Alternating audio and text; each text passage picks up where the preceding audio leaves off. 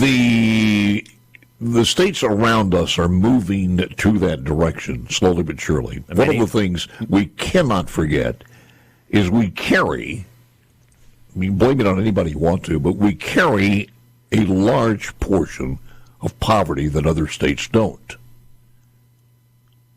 And that drags us down in a multitude of ways. Well, I would say, with respect, Paul, you've got that the wrong way around. The reason why we have poverty is because we haven't made these changes. The reason why Mississippi has been held back is because we don't have a functioning education system, even though we pretend we do.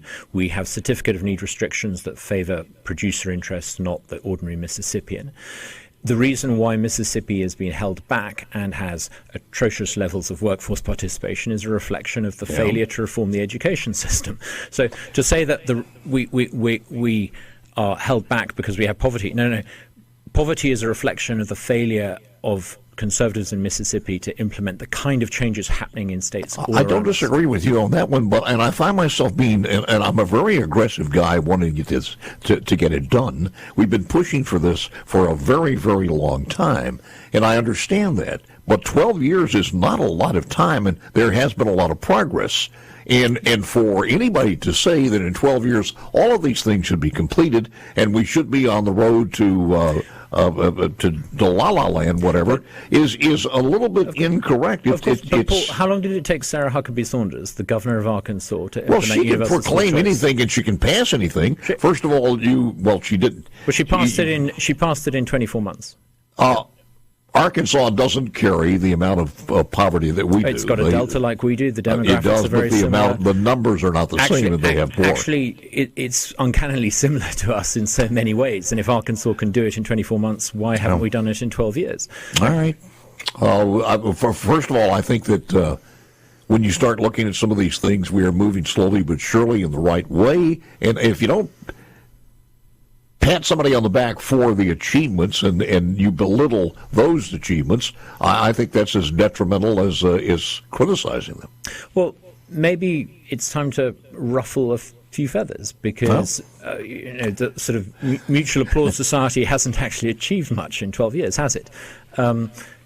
Good intentions are not enough. We need to see progress on things like school choice and tax cuts and removing certificate of need. And I think that Mississippi can be part of that Southern success story. But nothing changes in politics without a push, and we need to push. That said, I don't know what the time limit is where the agreement, where I would have to agree with you, because you're saying 12 years. Is it 15 years that I think that's the time limit. Because I'm thinking of things like Khan. I think they should have been done a long time ago. I agree with you. School choice. When you look at the legislature actually giving a competitive amount of money to teachers, it didn't happen for a long part of 140 years, and in 12 years it has come up dramatically. And I could go, third grade reading gate may not have been the panacea that you wanted, but it didn't happen in 140 years. It happened under the Republican leadership. Yeah, and we could go on and on with a lot of different things such as that. There was a law in 2013 passed in 2013 that insisted on the use of phonics, and that undoubtedly improved reading standards. But the effect of that improvement was felt by 2019. You're talking about, with respect, Paul, a law passed 10 years ago. What fundamental change in education have we seen since? What have we done? Okay, there's been progress towards creating an individualized system of school funding reform. We were very I'm sitting here and having to defend a situation where education in every school district in the nation, by and large, the majority of them, is held in a handbasket. And if you want to put it that way, at least ours is lesser in the held on a handbasket. It could be so much better, though. It really could. We're missing an opportunity because the things that we need to do and could do, and conservatives should do. One of the really exciting things about the November election is we could actually have a president in the White House who is more pro-school choice than any previous president.